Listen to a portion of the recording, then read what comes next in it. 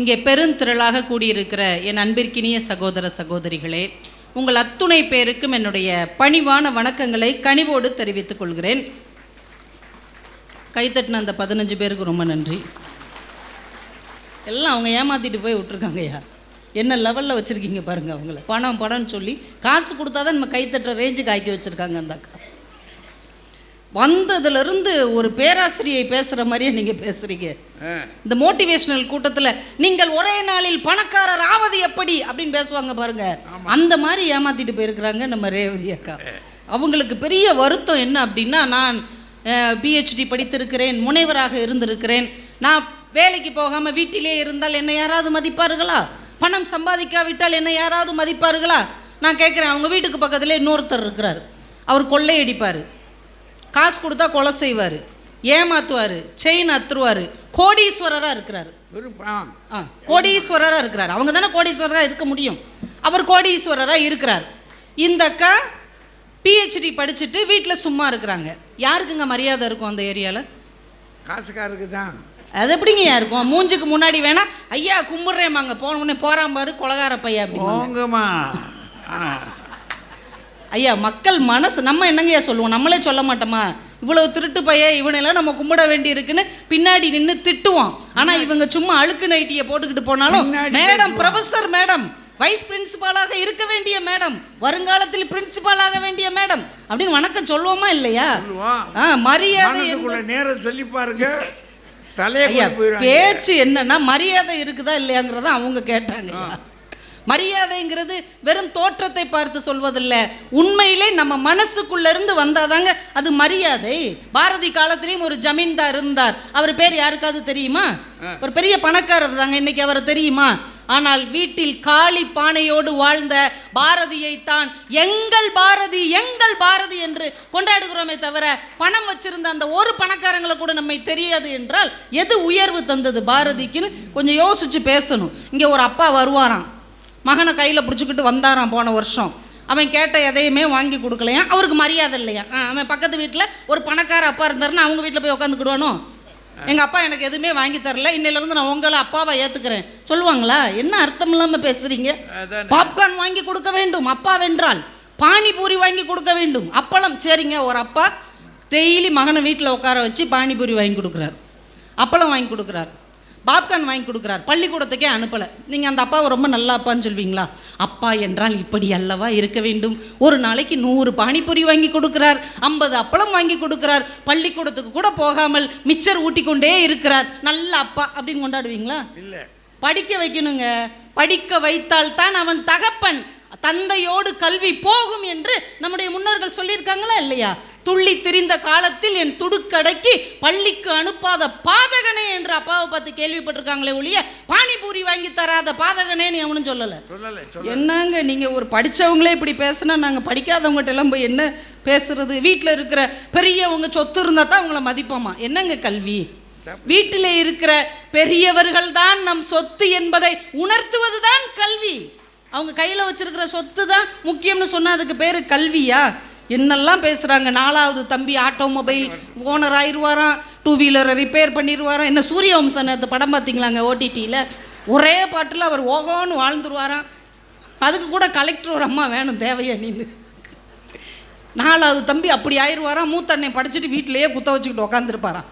இந்த 4வது தம்பி என்ன சொல்லுவான் தெரியுமா? பணம் நிறைய வர ஆரம்பிச்சோடனே, அண்ணே இதை எப்படி நான் மெயின்டைன் பண்ணணும், அதெல்லாம் அண்ணங்கிட்ட விட்றா, பேங்க் அக்கௌண்ட் ஓப்பன் பண்ணி இதுக்கு ஐடி ஃபைல் பண்ணி உன்னை நல்லபடியாக இன்னும் டெவலப் பண்ணுறதுக்கு அண்ணன் பக்கத்தில் இருக்கிறேன், நீ தைரியமாக வேலை பாருன்னு சொல்கிறதுக்கு ஒரு படித்தவன் பக்கத்தில் வேணும் மேடம். என்ன மேடம் நீங்களாம் ஐடி சப்மிட் பண்ணியிருக்கீங்களா மேடம்? பண்ணுங்க இன்றைக்காவது. பக்கத்தில் இருக்கிற பேங்க் ஆஃபீஸர் இல்லைன்னா கேளுங்க, அவர் சொல்லி தருவார். அப்துல் கலாம் அவர்களுக்கு அவங்க அக்கா வளையலை கழட்டி கொடுத்தார். ஏங்க கழட்டி கொடுத்தாங்க? வளையல் செல்வம் தானே. இன்னைக்கு 1 கிராம் என்ன விலை விற்கிது? அந்த அக்கா எதுக்கு அதை கழட்டி கொடுத்துச்சு? செல்வத்தை கொடுத்தாவது என் தம்பி கல்வி பெற வேண்டும் என்று நினைத்ததால் தான் நமக்கு அப்படி ஒரு குடியரசுத் தலைவர் கிடைச்சார், அவ்வளவு சிறப்பான ஒரு விஞ்ஞானி கிடைச்சார். சிவன் அவங்க அண்ணன் என்ன பண்ணியிருக்கிறாரு? தான் வேலை பார்த்த பணத்தை எல்லாம் தம்பிக்கு கொடுத்துருக்கிறார். ஏன் அந்த பணத்தை கொடுத்து ஒரு தொழில் தொடங்கியிருக்கலாம்ல? ஏன் தம்பியை படிக்க வச்சார்? இந்த பணம் இன்னைக்கு வரும், நாளைக்கு போகும், ஆனால் படிப்பு மட்டும்தான் நிரந்தரம் என்று அந்த அண்ணனுக்கு தெரிஞ்சிருந்துச்சு. படிக்காத அண்ணனுக்கு தெரிந்திருக்கிறது, படித்த என் அக்காவுக்கும் அண்ணனுக்கும் தெரியவில்லை என்றால் நான் என்ன செய்வது? இதாம்மா படித்தவன் பாட்டை கெடுத்தான், எழுதின நேற்றை கெடுத்தான். ஐயா, நிலவு மனிதன் அப்படின்னு நம்ம மயில்சாமி அண்ணாதுரை அவர்களை ரொம்ப போற்றி சொல்லுகிறோம். அவர் ஒரு வார்த்தை சொன்னார், கல்வி நம்மளை கரை சேர்க்கும், கல்வி நம்மளை கரை சேர்க்கும்னு பெரியவங்க சொல்லுவாங்க. ஆனால் என் வாழ்க்கையில் கல்வி என்னை கரை மட்டும் சேர்க்கவில்லை, நிலவு வரை கொண்டு போய் சேர்த்தது என்று சொன்னார். பணம் கொண்டு போய் சேர்த்துருமா? பணம் வேணால் பணக்காரங்களை நிலாவுக்கு கொண்டு போகிறோன்னு சொல்லிக்கிட்டே இருப்பாங்க. ஆனால் படித்தவன் நிலவுக்கே விண்கலம் ஏவுவான் என்பது தான் இந்த நாட்டிலே கல்விக்கு இருக்கிற மரியாதை. ஈரோட்டிலங்க ஒரு அரசு துறையில் வேலை பார்க்குற ஒரு கடைநிலை ஊழியரோட பொண்ணு, அவங்களுக்கு கலைவாணின்னு பேர். அவங்க அப்பாவை பார்க்குறதுக்கு ஒரு நாள் அந்த ஆஃபீஸ்க்கு போயிருக்கிறாங்க. டீயை எடுத்துக்கிட்டு 2 மாடி ஏறி போய் அதிகாரிகிட்ட கொடுத்துருக்குறாங்க. அதிகாரி வரும்போதெல்லாம் பேக்கை வாங்கிட்டு குடுக்குடுன்னு மேலேயும் கீழேயுமா ஓடி இருக்கிறார். அவங்க அப்பாவை பார்த்து கேட்குறாங்க, ஏன்பா அவரும் உங்களை மாதிரி ஆள் தான், நீங்களும் ஒரு மனுஷன்தான், ஏன்பா அவருக்கு பின்னாடி இப்படி ஓடுறீங்க? அவங்க அப்பா சொல்லியிருக்கிறாரு, அவரளவுக்கு நான் படிக்கல இல்லைம்மா, அவரளவுக்கு நான் படிச்சிருந்தா இன்னைக்கு நான் அதிகாரியாக இருந்திருப்பேன். நீ ஒன்று செய், நீ நல்லா படித்து மிகப்பெரிய அதிகாரியாக வர வேண்டும் என்று அவங்க அப்பா சொன்ன அந்த வார்த்தையை உள்வாங்கி கொண்டு அந்த ஏழை குடும்பத்து பிள்ளை படித்தது இன்றைக்கு ஐஏஎஸ் ரேங்க்குக்கு வந்துட்டாங்க. அவங்க சொல்கிறாங்க, என் கையில் 1 கிராம் தங்கம் கூட இல்லை, ஆனால் கிலோ கணக்கில் தன்னம்பிக்கையை என் கல்வி எனக்கு தந்திருக்கிறது என்று சொல்ல முடிகிறது என்றால் இதற்கு பின்னால் என்ன இருக்கிறது? கல்வி தானே அந்த குடும்பத்தை உயர்த்தி இருக்கிறது. மன்னார்குடியில் தூய்மை பணியாளருடைய மகள் குரூப் 2 எக்ஸாம் எழுதி மாநகர ஆணையராக மாறிட்டாங்க. எந்த இடத்தில் அவங்க அப்பா பெருக்கிக்கிட்டு எல்லாருக்கும் கும்பிடு போட்டாரோ அந்த இடத்தில் அவருடைய மகள் வரும்போது அந்த அலுவலகமே எழுந்து வணக்கம் செலுத்துகிறது என்றால் ஒரு தலைமுறையவே மாற்றக்கூடிய வல்லமையை கல்வி மட்டும்தான் தர முடியும், செல்வத்தால் தர முடியாது. தயவு செஞ்சு புரிஞ்சுக்கோங்க. காசு கூடங்கய்யா பயம் வரும். காசு கூடிக்கிட்டே இருந்தால் பயம் வரும் தெரியுமா? ஒன்றும் இல்லை, உங்களை பஸ்ஸில் ஏற்றி விட்றோம், நீங்கள் MA PhD படிச்சிருக்கிறீங்க, நீங்கள் பஸ்ஸில் ஏறி உட்காந்து பயப்படுவீங்களா? ஐயோ நம்ம PhDலாம் படிச்சிருக்கிறோம், பக்கத்தில் யாராவது உட்காந்து அதை திருடிட்டு போயிட்டாங்கன்னா அப்படி யாராவது நினைப்பீங்களா? 10ஆப்பு படிச்சிருந்தா பரவாயில்ல, பஸ்ஸில் ஏறி இருந்திருக்கலாம், இப்படி PhDட்டா அப்படி யோசிக்க மாட்டோம். ஆனால் 5 லட்ச ரூபா பணத்தை திருடலாம். என்னங்கய்யா, டிகிரியை வேணா திருடலாம், நம்ம வாங்கிக்கலாம் இல்லையா? நம்ம டிகிரியை திருடிட்டா கூட நம்ம வாங்கிக்கிடலாம். ஆனால் 5 லட்ச ரூபா பணத்தோடு அவங்கள ஏற்றி விட்றோன்னு வைங்க, பஸ்ஸில் ஏறுறீங்க, வாங்க இங்கே உட்காருங்கன்னு யாராவது சொன்னோம், இவன் எதுக்கு நம்மளை பக்கத்தில் உட்கார சொல்கிறான்? கண்டக்டர் சொல்லுவார், நீங்கள் பின்னாடி போங்க, இந்த ஆள் எதுக்கு நம்மளை பின்னாடி போக சொல்கிறாரு? நம்ம சொந்தக்காரங்க நம்மளை பார்த்துட்டே இருப்பான், இவன் யார் குறுகுறுன்னு நம்மளையே பார்த்துட்டு இருக்கான். ஒரு 5 லட்ச ரூபா பணம் மனிதனுக்கு பயத்தை அதிகரிக்கும், ஆனால் படிப்பு கூட தைரியம் அதிகரிக்கும் என்பதை தயவு செய்து நீங்கள் மறந்து விடாதீர்கள். செல்வம் சேர சேர எதிரிகள் அதிகமாவாங்க. நீங்கள் ஒரு பெரிய வீடு கட்டிடுங்க, உங்கள் க்ளோஸ் ஃப்ரெண்டை கூட்டுவாங்க, அவன் தான் உங்களை க்ளோஸ் பண்ணுற ஃப்ரெண்டாக இருப்பான்.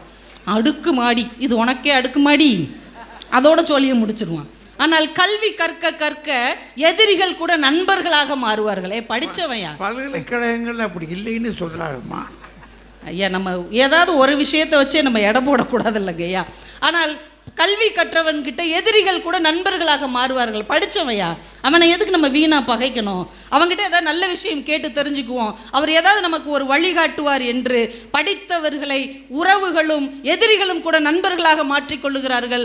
ஆனால் படம் படைத்தவர்கள் பக்கத்தில் உறவுகள் நாளாக விரிசலடங்கி விலகி செல்கிறார்கள் என்றால் கல்வி அவ்வளவு உயர்வானது. அதனால்தான் வள்ளுவர் சொன்னார், ஒரே இடத்துல 5 செல்வத்தை கொண்டு வந்தாரியா. செல்வம் தானே இவங்க பேசுறாங்க. செல்வத்துள் செல்வம், செவிச்செல்வம், அச்செல்வம், செல்வத்துள் எல்லாம் தலை. 5 செல்வத்தை எதுக்குயா கொண்டு வந்தாரு? இந்த செவிக்காக கொண்டு வந்தார். எல்லா செல்வங்களையும் விட உயர்ந்த செல்வம் செவிச்செல்வம். எதுக்கு? அதான் வைரத்தோடு போட்டிருக்கா? அது ஜிமிக்கு போட்டிருக்குங்கிறதுக்காகவா? மாட்டல் போட்டிருக்குங்கிறதுக்காகவா? இல்லை, அறிவை கல்வியை வழங்குகிற அறிஞர்கள் முன்னால் உட்கார்ந்து அந்த செவிகளில் கல்வியை அறிவை வாங்கி கொள்ளுங்கள், அதுதான் மிகப்பெரிய செல்வம் என்று நாம் உணர்ந்து கொள்ள வேண்டும் என்பதற்காகத்தான் அவங்க ஒரு செல்வம்னு பேச வந்தா வள்ளுவர் 5 செல்வத்தை கேள்வி செல்வமாக தந்தார் என்றால் அதுதான் நிலையானது, அதுதான் நம் வாழ்க்கையில் உயர்த்துவது. ஐயா, நம்ம சாதாரணமாக சொல்லுவோம் மாதா பிதா குரு தெய்வம். இதில் யாராவது பணக்காரங்க வந்திருக்காங்களா? இல்லை இல்லை. அம்மா அப்பாவுக்கு அடுத்தபடியா தெய்வத்துக்கே முன்னோடியாக யார் இருக்கிறார் என்றால் நமக்கு கல்வியை அறிவை தருகிற குருதான் இருக்கிறார் என்றால் அந்த கல்விதான் நம்மை உயர்த்தும் என்று சொல்லி வாய்ப்புக்கு நன்றி கூறி விடைபெறுகிறேன். நன்றி. வணக்கம். படிப்புனால நம்ம எவ்வளவு பெருமை பெற போகிறோம்ன்றதை அவளை எவ்வளோ நாசூக்கான்னு சொன்னாங்க பாருங்க. அவர் அப்துல் கலாம் ஐயாவிலிருந்து வரிசையாக ஆட்களை கொண்டு வந்து விஞ்ஞானிகளாக கொண்டு வந்து இது எதனால் வந்துச்சு, இன்னைக்கு வரைக்கும் நம்ம அவங்களை நினைக்கிறோமே, காசுக்காரன் நினைக்கிறோமா அப்படின்னு சொல்கிறாங்க. அவங்க சொல்கிறதுல நியாயம் இருக்குல்லே. அது எவ்வளவு தெளிவாக சொல்ல முடியுமோ நகைச்சுவையோடு சொல்லியிருக்காங்க. இவ்வளவு சொல்கிறாங்கல்ல, படிக்கணுமையா படிக்கணுமையா, நீ படித்த ஆள் இப்படி பேசலாமா, படித்தும் கூமுட்டையாக இருக்கலாமா? நம்ம ஊரில் சொன்னால படித்த முட்டா பேரா அப்படின்னு, அந்த மாதிரி இருக்கலாமா, கூடாதே அப்படின்னு கெஞ்சி பார்க்குறாங்க ரெண்டு பேர். ராஜாவுக்கு மனம் வேணும்ல, அவருக்கு பணம் வேணும்ன்றாரு. வாங்க. வருகை தந்திருக்கக்கூடிய பெரியோர்களே, தாய்மார்களே, இளைஞர்களே, குழந்தைகளே, ஊடகம் சார்ந்த அன்பர்களே, உங்கள் அத்தனை பேருக்கும் என்னுடைய அன்பான வணக்கத்தை முதலில் தெரிவித்துக் கொள்கிறேன். படித்த கூமுட்டைகள் சார்பாக நான் பேச வந்திருக்கிறேன்.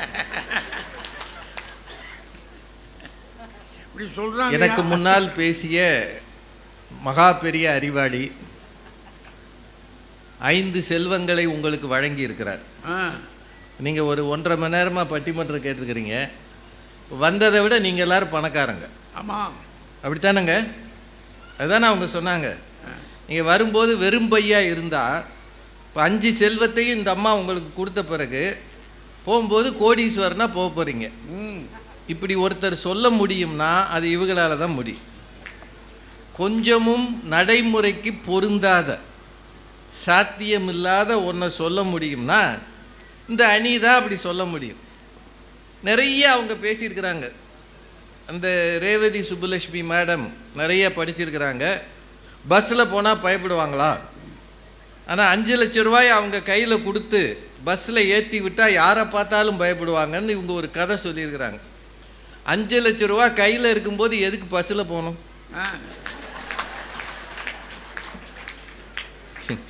இவ்வளவு கூமுட்டியாவா நாங்கள் இருப்போம்? ஒரு காரை வாடகைக்கு எடுத்து செக்யூரிட்டி ஒரு ஆளை போட்டு வீடு வரைக்கும் ஜம்முன்ல போய் இறங்குவோம். நாங்கள் என்ன சேர ஆட்டோலையா போவோம்? அந்த அணியை பாருங்களேன். அவங்க வந்த உடனே ஒன்று சொன்னாங்க, கைதட்டிய 15 பேருக்கும் நன்றி சொன்னாங்களா இல்லையா? அது கொஞ்சம் கூடுதல் தான். இல்லை, அவங்க வந்து நின்ன உடனே எத்தனை பேர் கைதட்டினாங்கன்னு கண்டுபிடிச்சிருக்கிறாங்க. அது எப்படி? இப்போ நீங்கள் ஒரு 10 பேர் கைதட்டிங்கன்னா நான் இப்படியே பார்த்து கண்டுபிடிச்சி என்ன முடியுமா? நான் அதுக்குள்ளே பொத்தாம் பொதுவாக இப்படி பேசும்போது கூட்டத்தில் அள்ளி விடுறது படித்தவங்க செய்கிற தவறு இதுதான். எத்தனை பேர்னே எண்ணாமல் 15 பேர்னு ஒருத்தரால் சொல்ல முடியும்னா இதுக்கு கல்வி தவறாக உதவுகிறது. என்ன பேச்சு இது? 15 பேரா எண்ணுனீங்களாம்மா நீங்கள்? ஒருவேளை 15க்கு மேலே கைதட்டிட்டு தான் என்ன பண்ணுவீங்க? அதானே. இல்லை, அதுக்கு கீழே கைதட்டிட்டு தான் என்ன பண்ணுவீங்க? படித்த ஆளுக திருகு ஜாலம் பண்ணுறது இதுதான். தேவையில்லாத பொய் பேசி படித்த 15 பேருக்கும் நன்றி. அப்புறம் இந்த அம்மா வந்து பாவம் அவங்க நல்ல வேலைக்கு போயிட்டாங்க. அதுக்கு எவ்வளவு செலவு பண்ணாங்கன்றது அவங்க. நான் உங்கள் எல்லார்ட்டையும் கேட்குறேங்க, நீங்களும் எல்லாம் படிச்சிருங்க. எம்ஏ, எம்ஃபில், பிஹெச்டி, எம்ஃபில் இப்போ எடுத்துட்டாங்க. உடனே உங்களுக்கு வேலை கிடைக்குமா? எங்கள் காலத்துலலாம் எனக்கெல்லாம் ஈஸியாக கிடைச்சிச்சியா. இவங்கெல்லாம் கொஞ்சம் கொடுத்து சேர்ந்தாங்கன்னா சொல்கிறாங்க. நீங்கள் 50 வருஷத்து பழைய கதையை இப்போ சொல்ல முடியாது. 1935 1935, 36களில் அல்லது ஒரு 45ன்னு வச்சுக்கோங்களேன். ஐயா வந்து படிக்க போன காலத்தில் 3 ரூபா ஃபீஸ் கட்டினாங்கன்னு சொல்கிறாங்க. ஒரு 2 ரூபா ஒரு 3 மாதத்துக்கு. அன்னைக்கு தங்கம் 1 கிராம் 1 ரூபா தான். 1 கிராம் தங்கம் அன்னைக்கு 1 கிராம் தங்கம் 1 ரூபா. இன்னைக்கு எவ்வளவு? 7000 ரூபா. 8000மா? அதுக்குள்ளே ஏறிடுச்சா? நீங்கள் ஒன்றும் செய்யாதீங்க, முடிஞ்ச கூட்டத்தை பேசாமல் இருங்க, இந்த செவி செல்வத்திலே இருங்க. போகிறப்ப எல்லாருக்கும் 1 கிராம் தங்கம் கிடைக்கும்.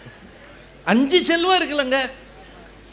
நேராக அப்படியே ஜாய் ஆளுக்காசில் போய் இந்த 5 செல்வத்தையும் கொடுத்து ஆளுக்கு 1 கிராம் தங்கம் வாங்கிட்டு போங்க. ஏமா இப்படி ஏமாத்துறீங்க? அப்போ நிம்மதியாக இருக்கா? படிச்சுட்டு வேலை இல்லாதவன் எத்தனை பேர் தெரியுமா? நீங்கள் சொல்கிறீங்களம்மா, வடநாட்டில் ரயில்வேல இருக்கக்கூடிய கீழான பதவிக்கு அவங்க கால்ஃபார் பண்ணுறாங்க, அப்ளிகேஷன் போட சொல்லி. பிஹெச்டி படித்த 1000 பேர் போட்டிருக்கிறான். அதில் பிஹெச்டி படித்தவன்யா. இது 5ஆம் கிளாஸ் 6ஆம் கிளாஸ் படித்தவனுக்கான ஒரு தகுதி. ஆனால் பிஹெச்டி படித்தவன் போட்டிருக்கானா கல்விக்கு என்ன நிலைமை இருக்கிறது? இந்தியாவில் இன்றைக்கு வேலையில்லா திண்டாட்டம் எத்தனை சதவீதம் இருக்கிறது? படிச்சுட்டு வேலை இல்லாமல் இருக்கிறா பேசுகிறீங்க, படித்தா வந்துருமா? இந்த அம்மா வந்து வேலை இல்லாமல் இருக்காங்க. பக்கத்தில் ஒருத்தன் பணக்காரன் பண்ணுறானா, கொள்ளையடிக்கிறானா, வசதியாக இருக்கானா. அந்த அணியை சேர்ந்த டாக்டர் அன்புநாதன் கார் வச்சிருக்கிறார். இவங்க சொன்னது இப்போ ஒத்து வருமா? ஏன் இவங்கிட்ட கார்லையோ? அவங்க சம்பளம் வாங்குறாங்கல்ல, படிச்சிருக்கு சம்பளம் வாங்குறாங்கல்ல. இவங்க 2 பேரும் கார் வச்சிருக்கிறாங்க. கார் வச்சிருக்கிறோம்னா வசதியாக தானே இருக்கிறாங்க. இப்போ வசதியாக இருக்கவும் பூரா கொலை பண்ணுறான், கொள்ளையடிக்கிறானா? இல்லை இல்லை இல்லை இல்லை. ஏம்மா, அப்படின்னா நம்ம ஊரில் இருக்கக்கூடிய பெரிய பெரிய முதலாளிகளை பூரா அப்படி சொன்னீங்கன்னா கேஸ் போட்டுருவாம்மா. ஏம்மா அநியாயம் பண்ணி நிறைய கேள்விகள் கவிதா ஜவஹருக்கு. பாரதி காலத்தில் வாழ்ந்த ஜமீன்தாரை உங்களுக்கு தெரியுமா? தெரிஞ்சு என்ன பண்ண போறீங்க? தெரியாம அவன் வச்சிருக்க பங்களா இன்னும் இருக்கும். மிராசுதார் பங்களா இன்னும் இருக்கு. குறுநில மன்னர்கள் பங்களா இருக்கு. நாங்கள் எல்லாரும் அந்த பரம்பரைன்னு சொல்கிறவங்க இருக்கிறாங்க. சேத்தூர் ஜமீன்தார் இருக்கிறார், எட்டயபுரத்து மன்னர் வாரிசுகள் இருக்கிறாங்க. அவங்ககிட்ட போய் கேளுங்க, எங்கள் மூதாதையர்கள் ஃபோட்டோ இதுதான் வச்சுருப்பான். உங்களுக்கு ஃபோட்டோவாவது இருக்கா? உங்கள் தாத்தா படம் இருக்காமா? ஃபோட்டோ எடுக்க துட்டு கிடையாது, அதான் உண்மை. உங்கள் தாத்தா பேரே தெரியாது. 3 தலைமுறைக்கு முன்னாடி இருக்கிறவன் பேர் கூட தெரியாது. காரணம், அவன் ஏழை, இந்த மண்ணில் காணாமல் போனவன், அதான் உண்மை. படித்தவன் பணக்காரனுக்கு எல்லாம் இருந்தது. சார், நேருவை பற்றி ஏன் சொல்கிறாங்க? அந்த காலத்தில் ஜவஹர்லால் நேருடைய, இன்னைக்கு நேருவை எல்லாரும் திட்டுறாங்க, அது வேற கதை. அவர் வீட்டுக்குள்ள குதிரைகள் பந்தயம் போகிற அளவு, அது வீடுனா அவர் இருந்த பெரிய நிலப்பரப்பு, அதில் தான் அவர் வீடு இருந்தது அலகாபாத்தில். குதிரை பந்தயம் நடக்குமா, குதிரைகள் ஓடுமா ஒரு வீடு, அவ்வளவு பெரிய பிரம்மாண்டமான இடத்துல அவர் இருந்தார். அதனால தான் அந்த காலத்தில் வெளிநாட்டுக்கு போய் படிக்கிற அளவு அவங்களுக்கு வசதி இருந்தது. வெளிநாட்டுக்கு எப்படி படிக்க போனார்? பணக்காரராக இருந்ததனால் போனார். சாதாரண ஏழைக்கு அது கிடச்சிருக்குமா? இன்றைக்கே இதே மதுரையில் எல்கேஜிக்கு 4.5 லட்சம் 5 லட்சம் வாங்குகிற ஸ்கூல் இருக்கா இல்லையா? இருக்கு. அங்கெல்லாம் மேலை நாட்டு படிப்பு சொல்லித்தரப்படுகிறது. மதுரையில் இருக்குது. நீங்கள் அந்த ஸ்கூலில் போய் சேர்க்கணும்னா செல்வி செல்வத்தோடு போயிடுவீங்களாமா? எங்களிடம் செவி செல்வம் இருக்கிறது, வாழை செல்வம் இருக்கிறது, தக்காளி செல்வம் இருக்கிறது. எல்லாத்தையும் போட்டு குப்பையில் ஓடுன்னுவான். என்ன வேணும்? காசு வேணும். பேசுகிறாங்க. அதை விட கவிதா ஜவஹருக்கு ஒரு நல்ல யோசனை. ஒரு பையன் தன் தகப்பன் ஏழை என்பதால் அடுத்த வீட்டு பணக்காரரை அப்பா என்பாரா கேட்டாங்கல்ல. நீ அப்பானால அவன் உன்னை மகன் ஏற்றுக்குவானா? பணக்காரனத்தையா மகனை ஏற்றுக்குவான்? பணக்காரனத்தான் நண்பனே ஏற்றுக்குவான். அதான் உண்மை. அவன் சாதாரண ஆளை சேர்த்துக்க மாட்டான். பணக்காரர்கள் படிக்காதவர்களாக இருந்தால் ஐடி எப்படி ஃபைல் பண்ணுறது, அதுக்கு தான் ஆடிட்டர் இருக்காருல்ல. 1500 ரூபா கொடுத்தா எந்த ஐடியும் ஃபைல் பண்ணுவார். ஆமாங்க, படிச்சிருக்கிறீங்கம்மா, சம்பாதிக்கவே இல்லைம்மா, எந்த ஐடியுமா ஃபைல் பண்ணுவீங்க? சார், நான் படித்தேன், இது என்னை பற்றி சொன்னதுனால சொல்கிறேன். இதே அமெரிக்கன் கல்லூரி மதுரையில் பிகாம் படித்தேன். நிறைய மார்க் வாங்கினேன், ரேங்க் வாங்கினேன். ஆனால் 6 மாதம் எந்த வேலையும் இல்லாமல் இருந்தேன். பாப்பையா சார் ஐயாவுக்கு எனக்கு நல்லா தெரியும். 6 மாதம் வீட்டிலே இருந்தேன், வேலை கிடைக்கல. ஒரு நாள் காலையில் பழைய சோறு சாப்பிட உட்காந்துருக்கும்போது எங்கள் அப்பா அப்படி வந்தார். அவர் ஒரு வாத்தியார். ஒரு வேலைக்கு போக துப்புல உனக்கெல்லாம் சோறு முக்கியமானு கேட்டார். இது நிஜமாக நடந்தது, நிஜமாக நடந்தது. பழைய சாதம் தான் நான் சாப்பிட்டேன், ஒன்றும் இட்லி அதெல்லாம் அந்த காலத்தில் கிடையாது. கையை உள்ளே வச்சு அப்படியே எழுந்து வெளியில் போனேன். ஒரு நாள் முழுக்க சாப்பிடாமல் இருந்தேன். வேலைக்கு போகாமல் இருந்தால் என்ன வலி வரும்னு உங்களுக்கு தெரியுமா? நல்லா சம்பாதிக்கிறதுனால தெரியலை. இந்தியாவின் சராசரியான பெர் கேபிட்டா இன்கம், தனி நபர் வருமானம், இது அரசாங்கம் சொல்கிறது, ஒரு வருஷத்துக்கு 1,85,000 ரூபாய். ஒரு வருஷத்துக்கு தனிநபர் வருமானம் 1,85,000 ரூபாய். ஆனால் அமெரிக்காவின் தனிநபர் வருமானம் ஒரு வருஷத்துக்கு 61,27,500 ரூபாய் 2023. அப்படின்னா நாம் 1,85,000 தான் ஒரு வருஷத்துக்கு சராசரியாக சம்பாதிக்கிறோம். நான் அமெரிக்காக்காரன் 60 லட்சம் சம்பாதிக்கிறான். அதனால் இவன் என்ன நினைக்கிறான், அங்கே போனால் பாத்திரம் கழுவியாவது சம்பாதித்து விடலாம் என்று எப்படியும் போய் அவமானப்பட்டு வருகிறார்கள். என்றால் பணம் இந்த மண்ணிலே எதையும் செய்ய தூண்டுகிறது. அதைத்தான் எங்கள் அணியில் சொல்கிறோம். டாக்டர் அன்புநாதன் கட்சி மாறுவதற்கு தடை விதிக்க வேண்டும். அந்த கட்சியிலிருந்து இங்கே மாறினால் தடை விதிக்க வேண்டும். கட்சி மாறுறதுக்கு என்ன தடை வேணாலும் விதிங்க. ஏன் மாறுறாங்க? அதுக்கு தான் முன்னாடியெல்லாம் பதவியில் இல்லாதவன் மாறுவான். இப்போல்லாம் 30 எம்எல்ஏ மொத்தமாக போயிடுறான். ஒரு எம்எல்ஏவுக்கு எத்தனை கோடின்னு கொடுத்துட்றாங்க. இப்போ கல்வி எங்கேயா போச்சு? இதுக்கு ஒரு அணி, இதுக்கு ஒரு பேச்சு. சரஸ்வதி தான் முதல் கடவுள். நம்ம வீடுகளில் எத்தனை வீட்டில் சரஸ்வதியை வச்சிருக்கிறீங்க? லட்சுமி படம், அதுவும் கையை இப்படி வச்சு தங்க நாணயம் விழுகிற மாதிரி அது வச்சிருக்கமா இல்லையா? அப்படிதான் பார்க்குறோம், ஒன்றும் பண்ண மாட்டேங்குது. மன்னனை விட மாசற கற்றோனுக்கு சென்ற இடமெல்லாம் சிறப்பான். சார் உங்ககிட்ட கேட்குறேன், நான் மன்னன்னு பொதுவாக சொல்கிறேன். மன்னனாக இருந்தால் சொந்தமாக விமானம் வாங்கி போகலாமா இல்லையா? அடுத்தவங்க ஒன்றானத்துலேயும் போகலாம். இல்லை அடுத்தவங்க பணம் அவங்க பணம் தானே. அரசாங்கம்ல. ஆமாம், அரசாங்க பணம் அவங்க பணம் தானே. அவர் தானே மன்னர். சார் இப்போ கத்தார்லேருந்து ஒரு மன்னர் வந்தார். ஒரு 3 நாள் முன்னாடி நம்ம இந்தியாவுக்கு வந்தாரா இல்லையா? வந்தார். எப்படி வருவார்? மாசற கற்றோர்களாக வாங்க நான் வந்தார். சொந்த விமானத்தில் வருவார். மன்னன்னா வருவார். மாசற கற்றோனுக்கு விசா கிடைக்குமா? முதல்ல கல்விக்கு மதிப்பு இழப்பு கிடையாதான், ஆனால் பணத்துக்கு மதிப்பு இழப்பு இருக்கா. இதில் என்னங்க இருக்குது? எதுக்கு மதிப்பு இருக்கோ அதுக்கு தான் இழப்பு இருக்கும். அதானங்க உண்மை. அப்படின்னா நீங்கள் என்ன செஞ்சுருக்கணும்? 2016 இதே டாக்டர் அன்புநாதன் எனக்கு கல்வி இருக்கிறது, பணம் மதிப்பிழந்தால் கவலை இல்லை, கல்வியோடு இருப்பேன்ல சொல்லியிருக்கணும். ஏன் இந்தியன் பேங்க் வாசலில் போய் நின்னீங்க? நான் அப்போ ஒரு பேங்க்கில் வேலை பார்த்தேன். எங்கள் வாத்தியார் எனக்கு ஃபோன் பண்ணுறாரு, எப்பா உனக்கு நான் தான் சொல்லி கொடுத்துருக்கேன், 2 500 நோட்டை மாற்றி கொடு. 2 500 நோட்டு அதை கொஞ்சம் மாற்றி கொடு. என்னால் க்யூவில் நிற்க முடியாது. உண்மையிலே அவரால் க்யூவில் நிற்க முடியாது. நான் ஆளை அனுப்பி வாங்கி மாற்றி கொடுத்தேன். அவர் என்ன சொல்லியிருக்கணும்? நான் கொடுத்த கல்வியில் நீ வாழ்கிறாய், மதிப்பு இழப்பு இல்லாமல் இருக்கிற. அப்படியா சொன்னார்? இந்த 500க்கு மாற்று என்னையா? இனி வரும் காலங்களில் படிக்கணும்னு அவசியம் இல்லை. இப்போது உங்கள் கையில் ஒரு மொபைல் இருக்குல்ல, ஆண்ட்ராய்டு மொபைல் இருக்குல்ல, அதில் லேட்டஸ்ட்டாக என்ன வந்திருக்கு? ஆர்டிஃபிஷியல் இன்டெலிஜென்ஸ்னு வந்திருக்கு. இனிமேல் உலகம் அதில் தான் போகுது.